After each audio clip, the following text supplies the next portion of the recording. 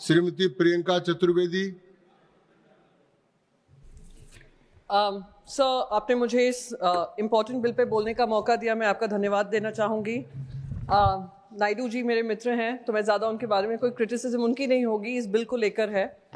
Sir, ये जो bill आ रहा है, मिनिस्ट्री ऑफ फिनेंस और नीति आयोग ने 2019 में जब एयरपोर्ट का प्राइवेटाइजेशन हो रहा था, उन्होंने 2019 के बिडिंग प्रोसेस को कहा था कि उसमें बहुत कमियां हैं। कमियां इस आधार पे बोली थी क्योंकि छह एयरपोर्ट जब प्राइवेटाइज हुए थे वो सब एक ही इंसान को गए थे, एक ही ग्रुप को गए थे, जिनके पास कोई प्रायर एक्सपीरियंस नहीं था।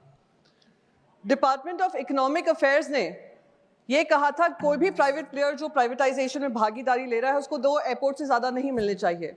पर ये पर्टिकुलर विशेष इंडस्ट्रियलिस्ट को करीब 7 एयरपोर्ट्स मिले थे, जिसमें से 6 एयरपोर्ट्स तो 50 साल के लिए मिले हैं। एक ही एयरपोर्ट फाइनेंशियली वायबल है, बाकी सारे लॉसेस में हैं। और वो कौन है, वो जॉर्ज सोरोस हमें नहीं बताएगा, वो मिनिस्ट्री ऑफ फिनेंस और इन सब से ही पता चल रहा है, वो अदानी एयरपोर्ट्स है।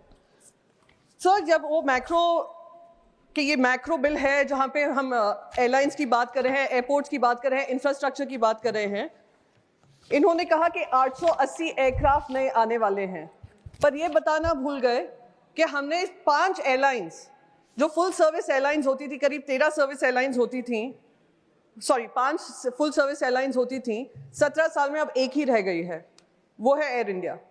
और किसी तरीके का फेयर कंपटीशन जो हम कहते हैं, कोई फेयर कंपटीशन नहीं रह गया है, मोनोपोली या डुओपोली रह गई है। 2 एयरलाइंस पूरे एविएशन सेक्टर को संभाल रही हैं, जिसकी वजह से ये हाई टैरिफ्स जो हम फेस करते हैं वो इसी वजह से फेस करते हैं। ना एयरलाइंस हैं, 880 एयरक्राफ्ट हैं, पर किसके पास मोनोपोली है, डुओपोली है, वो हम सब जानते हैं, वो इंडिगो एयरलाइंस है और एयर इंडिया है।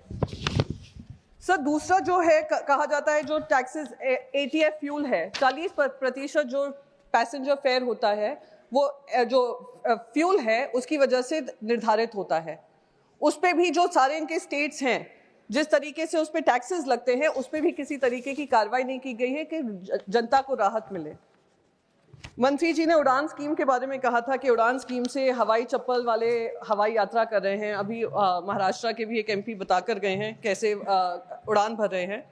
870 रूट निर्धारित किए थे, जिसमें से 106 रूट तो डिसकंटिन्यू कर दिए 3 साल में ही। तो ये कहाँ से हम कह रहे हैं कि हम नए एयरपोर्ट्स बना रहे हैं, पर वो एयरपोर्ट्स बन रहे हैं पर वो ऑपरेशनल नहीं है, आधे से ज़्यादा तो बंद हो रहे हैं। 8 एयरपोर्ट्स अंडर दी उड़ान स्कीम आर नॉट ऑपरेशनल। कौन से हैं? तेजपुर, पोरबंदर, हिसार, बिदर, पौंडीचेरी, पठानकोट, पैक्योंग एंड कुशीनगर, ये वाले ऑपरेशनलाइज ही नहीं हुए हैं। अयोध्या भी जब राम मंदिर बना था, अयोध्या की भी बहुत सारी डायरेक्ट फ्लाइट्स बनाई थी, शुरू की थी, 16 से ज़्यादा मुंबई से चल रही थी, अब एक भी नहीं चल रही है। तो सर, ये जो स्कीम्स अनाउंस होती हैं वो कहीं ना कहीं इम्प्लीमेंटेशन में विफल होती हैं। सर, एक लास्ट पॉइंट है, क्योंकि वो मेरे पार्लियामेंट्री क्वेश्चन का मुझे जवाब मिला था। जनवरी 2023 से करीब 1100 होक्स कॉल्स आए हैं, हाईजैक कॉल्स आए हैं, जिसकी वजह से इकोनॉमिक लॉसेस एयरलाइंस को हो ही रहे हैं। साथ ही साथ जो mental trauma passengers go through करते हैं 6-6, 7-7 घंटे। सर, एक ही सेकंड लूंगी, बस वो बताना चाह रही हूँ कि खास करके मुंबई और दिल्ली एयरपोर्ट्स को प्रभावित करते हैं, एयरलाइन सेक्टर को प्रभावित करते हैं। उसका इकोनॉमिक लॉस कितना है, किस तरीके से हम उसको हैंडल करेंगे, ये सारी चीजें निर्धारित करना जरूरी है। ये इन्हीं शब्दों के साथ मैं कहूँगी कि विधेयक बिल अच्छा है, पर उसको और पुख्ता बनाया जा सकता है। Thank you so much. धन्यवाद।